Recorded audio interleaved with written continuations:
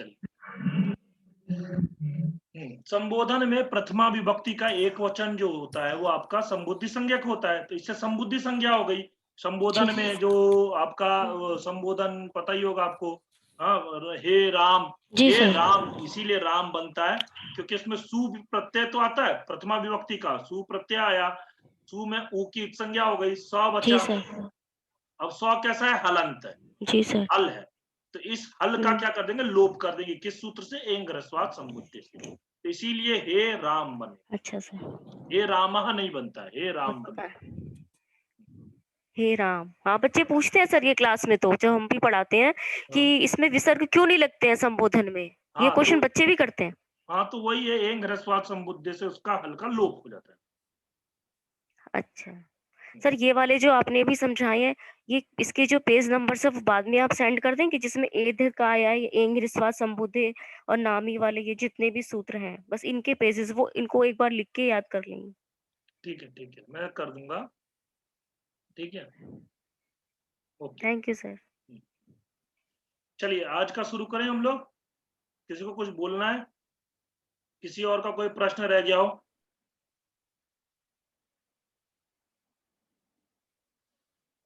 देखिए, आज की क्लास जो है मैं शुरू करूं उससे पहले मैं एक बात बता दूं, एक प्रश्न आया था आपकी क्लास, आपके मतलब 16 तारीख के पेपर में, आपका नहीं पेपर, वो मेरा पेपर था, हम लोगों का मेल वालों का पेपर था। उस परीक्षा के अंदर में एक प्रश्न आया था, नुवेंद्र, नुवेंद्र, इसमें कौन सी संधि हुई है ना, ये था। और मैं आपको बताऊं, आज ग्रुप में मैसेज भी आया था कि सर वैदिक व्याकरण करवा दीजिएगा, ठीक है। और मैं जब वापिस आ रहा था एग्जाम दे करके, तब मेट्रो में चर्चा चल रही थी, मेट्रो में कुछ हरियाणा के लोग थे और मैं भी आ रहा था, तो मेट्रो में वो लोग बात कर रहे थे, यार हमने सारी संधि पढ़ ली है, यण संधि पढ़ ली है, गुण संधि पढ़ ली है, और ये सारी संधि पढ़ ली है, लेकिन ये संधियां उसमें ऑप्शन में थी कहाँ से, कुछ पता ही नहीं चला। दो तीन लोग आपस में बात कर रहे, ये संधियों का कुछ ऑप्शन पता ही नहीं चला कहाँ से संधि का पूछा। तो आप लोगों के भी मन में आया होगा ये संधियां कहाँ से है, क्यों आया था प्रश्न? नहीं सर, कहीं पे पढ़ा है क्षैप्र संधि और भुग्न संधि, पर मेरे को याद नहीं है कहाँ पढ़ा था, बस दो ही याद है और कि ये दो थी कहीं, मतलब और भी होंगी पर उनमें से मुझे दो ही याद है हाँ, और याद नहीं है कि कहाँ से पढ़ा था। बिल्कुल बिल्कुल। संतोष जी आप भी कुछ बोल रहे हैं? हेलो, हाँ नमो हाँ गुरु जी। बोलिए, हाँ हाँ नमो नमः बोलिए। बस गुरु जी, मेरे को तो नमो नमः करना था कि मैं आज अभी अभी लेट आई हूँ गुरु जी। घर थी ना, आज हरियाणा में हूँ गुरु जी मैं। अच्छा आपकी किताबें आ गई ना? जी गुरु जी, मेरे को यही कहना था, मेरी बुक आ गई है, कल आ गई थी गुरु जी। हाँ वही, क्योंकि मेरे पास संजू जी का भी फोन आ गया था, वो मैसेज आ गया था कि आ गई किताबें, तो फिर मुझे हाँ लग जी, गया हाँ था जी। आपकी भी आ गई होगी, क्योंकि वो जी क्या मैं एक मैसेज साथ करना, हाँ। एक साथ भेजा था ना, इसलिए। हाँ जी, हाँ जी, वो कल मैं सफर में थी तो मैसेज करना भूल गई थी सर। आ गई है मेरी बुक, बट हाँ मैंने हाँ खोल कोई, के नहीं देखी है क्योंकि कल मैं घर आ रही थी तभी आई थी। ठीक है, कोई बात नहीं, कोई हाँ बात जी, हाँ जी, हाँ जी गुरु जी, ओके गुरु जी। आज क्या नहीं। करवा रहे हो गुरु जी? आज मैं वैदिक साहित्य कराऊंगा, वैदिक साहित्य मतलब वैदिक वांग्मय के अंदर में जो जो चीजें हैं, जो जो परीक्षा जी के गुरु जी। लिए इम्पोर्टेंट है, क्योंकि पहले तो कभी इतना प्रश्न पूछा नहीं गया, और वैदिक वांग्मय से 25 से 30 प्रश्न के लगभग है, अगर आप पूरा गिनोगे, मैं अभी पूरा गिना नहीं है, पर 25 से 30 के बीच में है प्रश्न, जी गुरु जी। इतने सारे प्रश्न हैं। तो और मुझे पता है सब लोगों को आते भी हैं, ऐसा नहीं है, क्योंकि ये सब लोग नेट की तैयारी में या एमए में लगता ही है, परंतु क्या होता है, रिवीजन करना बहुत जरूरी है, और कुछ चीजें जी बेसिक गुरु जी। हैं जो मैं भी बताना चाहूंगा, तो इसलिए मैं इसको ले रहा हूँ। और एक मेरे को किसी का मैसेज भी आया था, उन्होंने 2-3 बार बोला कि वैदिक वाङ्मय पहले करवा दो, तो इसीलिए मैं वैदिक वाङ्मय को पहले ले रहा हूँ, फिर जी उसके गुरु बाद जी। दूसरी चीजें कराएंगे। तो वैदिक वाङ्मय से पहले आज ग्रुप में मैसेज भी आया था, सर वैदिक व्याकरण करवा दीजिए, तो वैदिक व्याकरण पहले करवा देते हैं। वैदिक व्याकरण ज्यादा बड़ा नहीं है, इसमें देखिए हम लोग लौकिक व्याकरण देखते हैं। लौकिक व्याकरण किसके द्वारा रचित है? पाणिनि मुनि के द्वारा, माना जाता है ऐसा, अष्टाध्यायी उन्होंने रचा, उसके बाद में लौकिक व्याकरण। अब वैदिक व्याकरण क्या है? वैदिक व्याकरण भी पाणिनि मुनि के कुछ सूत्रों के द्वारा हुआ जाता है। ठीक है, पाणिनि मुनि के द्वारा ही अष्टाध्यायी के अंदर में कुछ सूत्र, जैसे छंदसी बहुलम, हाँ छंदस्युभ्यतया, ऐसे करके बहुत से सूत्र हैं, उनके द्वारा हम निर्णय करते हैं कि यहाँ पर ये होगा। और वेद के अंदर में अलग अलग रूप हमें देखने को मिलते हैं। ठीक है, जैसे अभी आप यहाँ देखोगे, देखिए सजनास, वो नहीं है आपका सजनास इंद्र, जी इंद्र सूक्त में है हाँ सजनास इंद्र। सूक्त में, और वो सजनास प्रथमा विभक्ति का है वो प्रथमा विभक्ति का। अब प्रथमा विभक्ति में सजनास और एक वचन का है, तो प्रथमा विभक्ति एक वचन में तो लोप हो जाता है ना, वो लोप हो जाता है। लेकिन वहां पर कैसे ऐसे हो गया? तो यही है कि देखिए, परंतु लौकिक भाषा में केवल जनाहा और देवाहा ही प्राप्त होता है। मतलब प्रथमा विभक्ति बहुवचन पुल्लिंग के रूप है, जनाहा और देवा, परंतु यहाँ पर क्या बन जाता है? जनासह देवाशा, बहुवचन का है, सॉरी एक वचन का नहीं है, बहुवचन का है। तो जनासह देवासा, तो ये जनासह और देवाशह ऐसा मिल जाता है। हम लोगों ने देखा ना प्रयोग, सजनास देव, सजनास इंद्र, ऐसे करके प्रयोग देखने को मिलता है। तो इस प्रकार के बहुत से उदाहरण हमें देखने को मिलते हैं। ये कुछ ऐसे हैं, देखिए जैसे पाणिनि ने ऐसे सूत्रों में छंदसी का प्रयोग करके यह स्पष्ट कर दिया है कि ये नियम केवल आर्ष वैदिक रूपों की सिद्धि के लिए होते हैं। जैसे बहुलम छंदसी, वा छंदसी, छंदस्युभ्यता, शेष छंदसी बहुलम। तो छंदसी प्रयोग जो होते हैं ना, छंदसी प्रयोग या आर्ष प्रयोग बोलते हैं। देख, इस प्रकार वैदिक व्याकरण नियमों का वह समूह है जो वेद में प्राप्त होने वाले होने वाले उन रूपों को सिद्ध करने के लिए बनाया गया है, जो लौकिक व्याकरण की दृष्टि से गलत है, परंतु आर्ष प्रयोग होने के कारण उन्हें गलत नहीं कहा जा सकता। जैसे मैं एक प्रश्न पूछता हूं, ऋते, ऋते के योग में कौन सी विभक्ति होती है? तृतीया भी होती है ना, क्या पंचमी, द्वितीया और पंचमी पंचमी होती है सर, पंचमी होती है गुरुजी। तो देखिए, ऋते के योग में पंचमी होती है।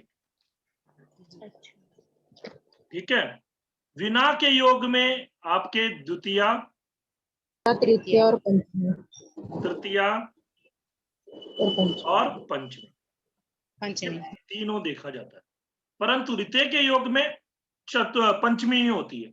अब यहाँ पे एक दिन मैं और मेरा दोस्त है, 4-5 साल पहले की बात है, मैं और मेरा दोस्त बैठ करके रामायण पढ़ रहे थे, वाल्मीकि रामायण।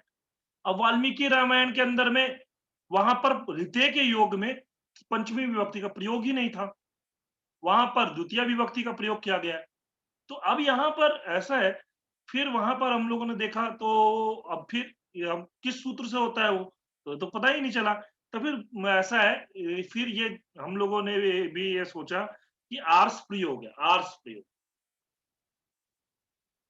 आर्ष प्रयोग, आर्ष प्रयोग होने के कारण जैसे वैदिक रचनाओं को या आपका पाणिनि मुनि से पहले के जो रचनाएं, पाणिनि मुनि के पहले की जो रचनाएं, जैसे रामायण हो गया, महाभारत हो गया, आपका वैदिक साहित्य हो गया, उपनिषद हो गया, वैदिक साहित्य के अंदर में उपनिषद भी आ जाता है। तो ये सब चीजें जो है, ये आपके इनके अंदर में अगर कहीं पे पाणिनि मुनि ने जो नियम बता रखे हैं उससे अलग प्रयोग मिलता है, तो उसको आप आर्ष प्रयोग बोलो। ठीक है, आर्ष प्रयोग, वो गलत नहीं है, उसको आप गलत नहीं बोल सकते हो। ठीक है, अब यहाँ पर देखिए, सुबंत अथवा शब्द रूप, शब्द रूप में क्या होता है आपको पता ही होगा, लौकिक में 3 लिंग, 3 वचन और 8 कारक या विभक्तियां होती हैं, 8 विभक्तियां होती हैं। कारक तो वैसे 6 होता है, पर वैसे समझाने के लिए इन्होंने 8 कारक लिख दिया। तो लौकिक संस्कृत के सुबंत रूपों के अतिरिक्त वैदिक भाषा में कुछ अन्य सुबंत रूप भी मिलते हैं। जैसे अब देखिए, वेद में पुनर्वसु शब्द एक वचन में भी प्रयुक्त होता है, जबकि लौकिक भाषा में यह केवल द्विवचन में प्रयोग होता है। इसीलिए वेद में पुनर्वसु एक वचन, पुनर्वसु द्विवचन, हाँ दोनों ही रूप प्राप्त होते हैं। अब देखिए हम लोग जानते हैं कि लौकिक साहित्य के अंदर में जो द्विवचन में ही प्रयोग होता है, पुनर्वसु शब्द जो है ना वो द्विवचन का ही प्रयोग होता है, परंतु वैदिक के अंदर में दोनों प्रकार का मिलता है। छंदसी पुनर्वसुओं की वसुओ रेक वचनम, ये सूत्र है। विशाखा, विशाखा में भी ऐसा ही है, विशाखा विशाखे दो में प्रयोग में मिलता है। अब वेद में शिरस के स्थान पर शीर्षन आदेश, शीर्षन का आदेश हो जाता है। हाँ, शीर्षम छंदसी, ऐसे करके और भी बहुत सारे प्रयोग इन्होंने बताए हैं। तो हाँ, ये देख सकते हो नारी जस नारी ही। अब हम लोग देखते हैं नारी ही प्रयोग नहीं मिलता हमें, हमें क्या मिलता है? नार्या, प्रथमा विभक्ति बहुवचन। परंतु यहां पर क्या है? नारी ही प्रयोग देखने को मिलता है। वा छंदसी, ऐसा सूत्र, वा मतलब विकल्प से। अब सुधी शब्द का देखोगे, वेद में सुधी भू प्रातिपदिक यंग और उवंग आदेश होने के कारण यण आदेश भी विकल्प से होता है। तो यंग और उवंग, सुधिया सुध्या, दो रूप बनेंगे, विभुबहु विभुबहु, हाँ दोनों ही रूप प्राप्त होते हैं। विभुबहु भी प्राप्त होगा, विभुबहु भी प्राप्त होगा,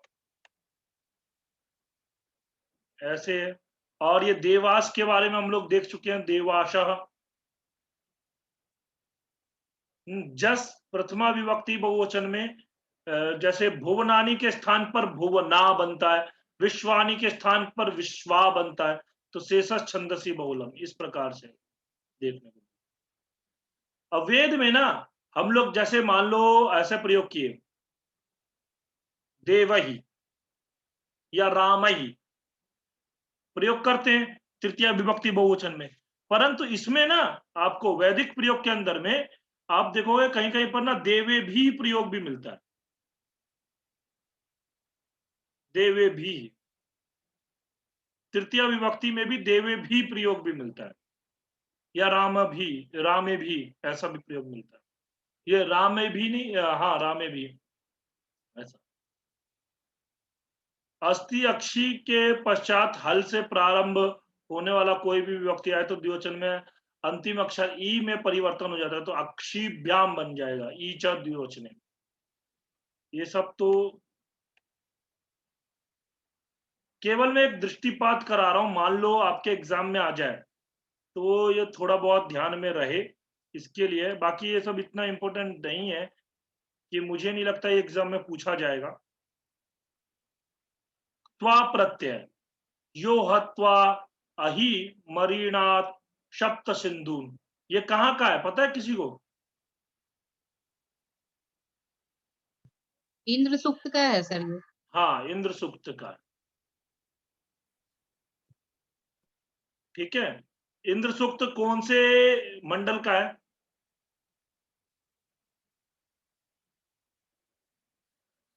किस मंडल का है इंद्र सूक्त?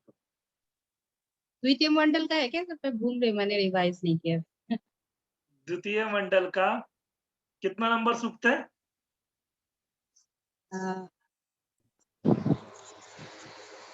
दूसरा ही है सर, दूसरा ही है। 12वां सूक्त है, द्वितीय मंडल का 12वां नंबर का सूक्त है। तो ये है, त्वा की जगह पर हम लोग देखते हो ल्यप प्रत्यय होता है, ल्यप प्रत्यय होते ही है। उसके लिए सूत्र है समासे अनय पूर्वे त्वो ल्यप, उस दिन हम लोगों ने पढ़ा भी था, निषद्य आदाय। तो यहां पर ना इसमें ये लोग क्या करते हैं, जो आपका वैदिक प्रयोग के अंदर में हमने देखा है ल्यप प्रत्यय जो प्रयोग होता है उसमें अंतिम अ को दीर्घ हो जाता है, निषद्या आवृत्या, ऐसा प्रयोग मिलता है। और कहीं कहीं पर तो ना ये ल्यप प्रयोग करते ही नहीं है, उसकी जगह पर में त्वा प्रत्यय भी मिलता है, जैसे परिधापयित्वा। वैसे अगर लौकिक प्रयोग देखेंगे तो इसका क्या बन जाएगा? परिधाप्य या प्रत्यर्पत्य,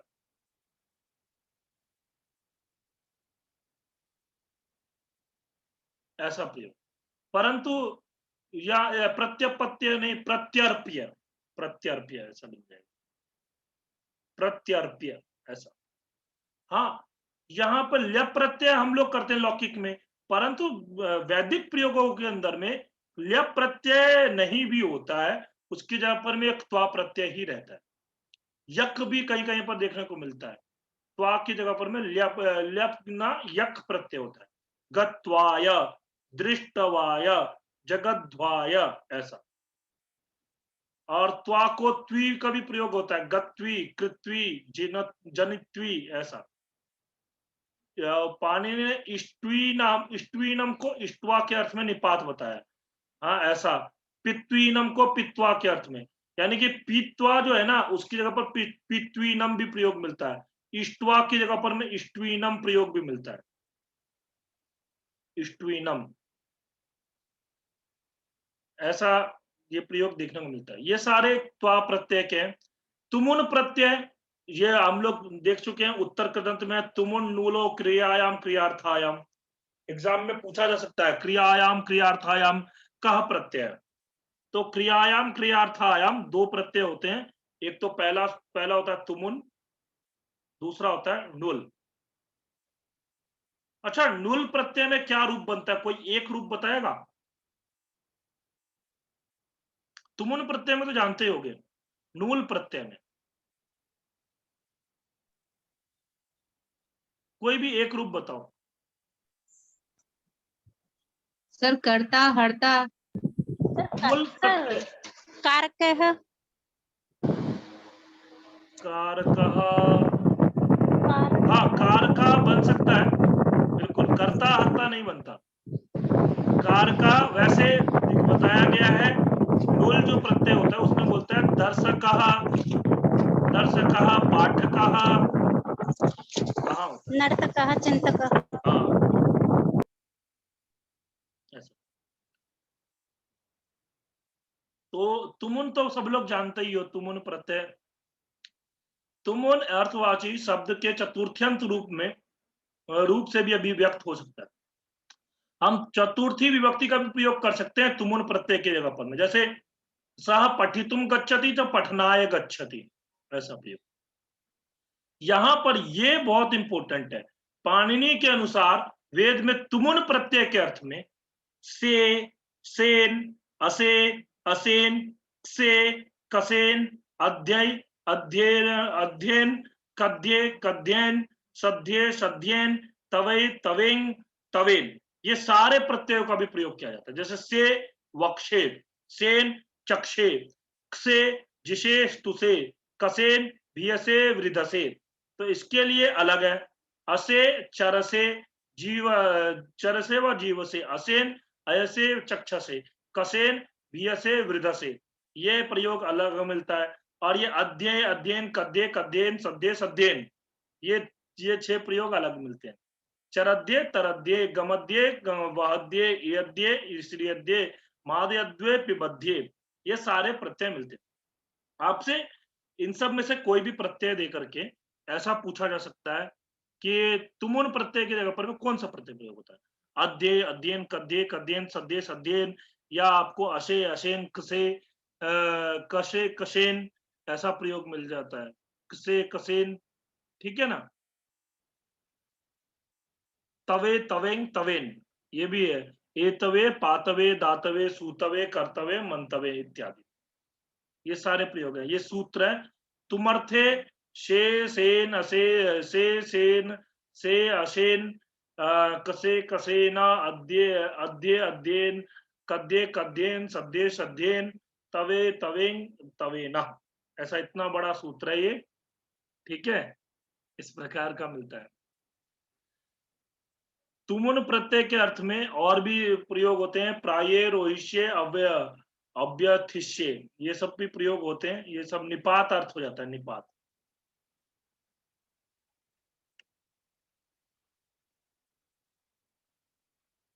ये सब इतना इंपॉर्टेंट नहीं है। अब वैदिक स्वर, ये इंपॉर्टेंट है, यहां से प्रश्न पूछा जाता है, नेट की परीक्षा में भी पूछा जाता है।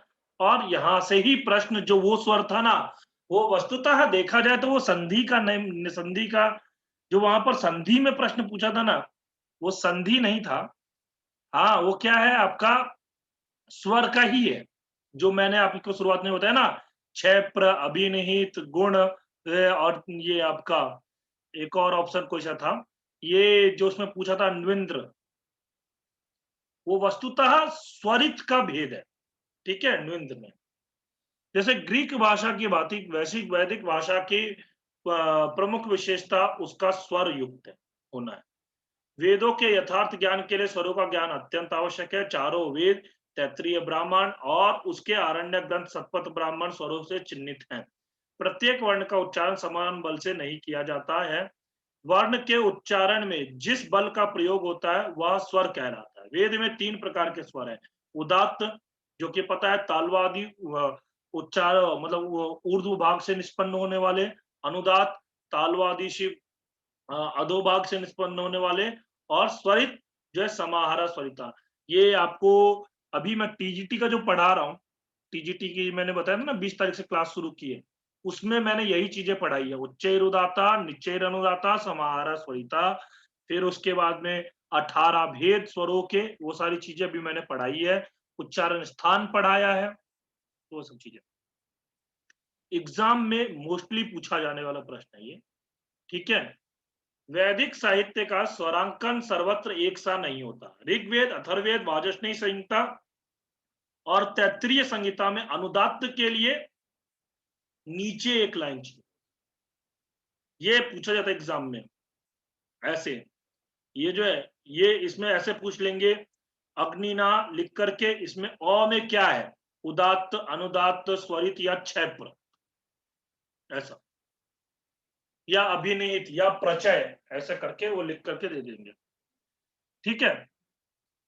ये अनुदात्त के लिए नीचे एक लाइन और स्वरित के लिए ऊपर एक लाइन, ऐसे। जबकि उदात्त के लिए ना कोई चिन्ह नहीं होता, ठीक है, ये बात याद रखना।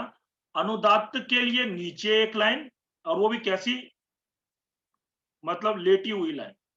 उदात्त के लिए ऊपर खड़ी लाइन, वो उदात्त के लिए नहीं, स्वरित के लिए ऊपर खड़ी लाइन। उदात्त के लिए कोई चिन्ह नहीं होता, जिसमें कोई चिन्ह नहीं वो उदात्त है, ठीक है। अग्निना आप देख सकते हो,